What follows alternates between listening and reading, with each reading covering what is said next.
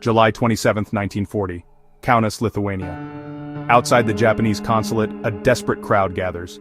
They are Jewish refugees fleeing the Nazi advance, hoping for a miracle. Word has spread, the Japanese consul, Chiune Siguhara, might be their last hope. Sugihara peers out, seeing families, mothers, children, elders, faces marked by fear and exhaustion. They need Japanese transit visas to escape east across the Soviet Union. Sugihara, a man of rules, is torn. He's supposed to serve his country, not save lives, yet the humanity before him is impossible to ignore. Through an interpreter he hears their stories: loss, terror, hope. Without visas, they are trapped, facing certain death. Sugihara sees his own family in their faces. The rules are strict, the risks severe, but the need is urgent. The crowd grows, their hope resting on his decision. Sugihara stands at a crossroads: obey orders or answer the call of conscience. The day has just begun, but his life, and theirs, hangs in the balance. The world outside the gate waits for his answer. Who was Chiune Sugihara? Not born to privilege but to a middle-class family in Gifu, Japan. His father wanted him to be a doctor, but Sugihara dreamed of the world beyond. He studied languages, joined the foreign ministry, and became an expert on Soviet affairs. His career took him from Manchuria to Europe, finally to Kaunas, Lithuania, in 1939. There, with his wife and children, he was tasked to observe, not intervene.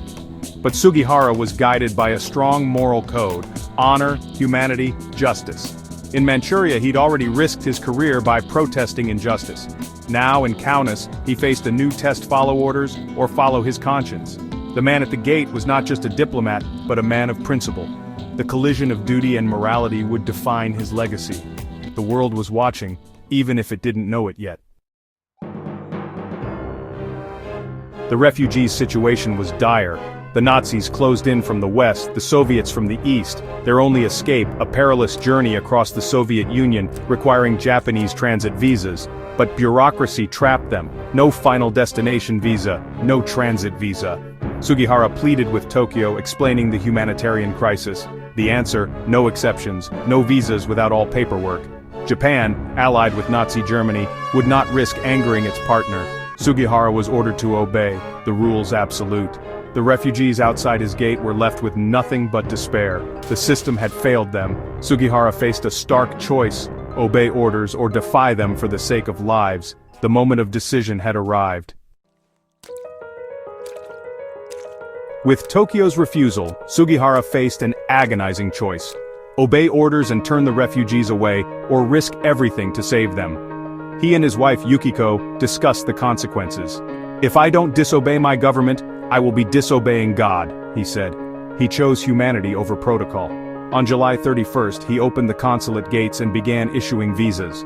Relief swept through the crowd.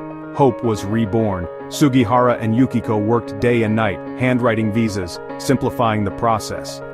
Even after the consulate closed, he wrote visas from his hotel, and finally from the train as he left Kaunas. He threw his official stamp to the crowd, enabling more to escape. In just over a month he issued thousands of visas, each a lifeline.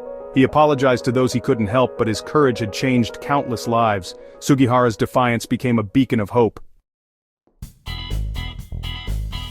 Sugihara's actions saved an estimated 6,000 lives, families who found safety and whose descendants now number in the tens of thousands. But his courage came at a cost. His diplomatic career ended, his status lost.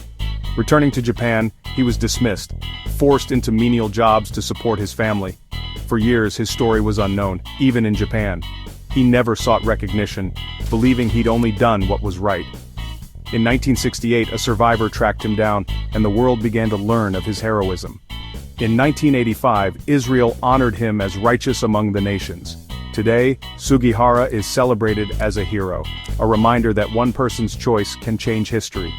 His legacy is not just the lives he saved, but the lesson he left us all. True honor lies in listening to conscience, not just following orders. Sugihara's courage endures, a testament to the power of doing what is right. His story asks us, what would you do standing at the gate? Oh.